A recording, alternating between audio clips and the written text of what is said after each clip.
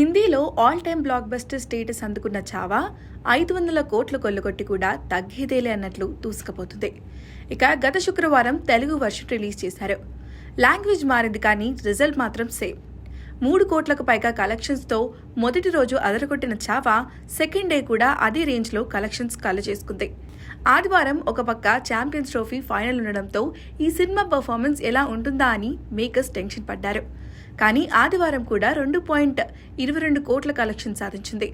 దీంతో ఈ సినిమా ఇక్కడ కూడా సరికొత్త సంచలనం క్రియేట్ చేయబోతుంది అనే హింట్ వచ్చేసింది. 3 రోజుల్లో 9.46 కోట్ల గ్రాస్ కలెక్షన్ సాధించింది.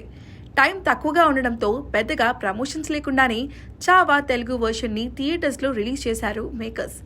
కానీ కంటెంట్ కరెక్ట్గా ఉంటే రిజల్ట్ ఎలా ఉంటుందో చావా ప్రూఫ్ చేసింది. ఇప్పుడు ఈ సినిమా రన్ చూస్తుంటే మళ్ళీ విక్కీ కౌశల్, రష్మిక మందన ప్రమోషన్స్ చేస్తే డబ్బింగ్ బొమ్మల్లో సరికొత్త రికార్డ్ క్రియేట్ చేసేలా కనిపిస్తుంది.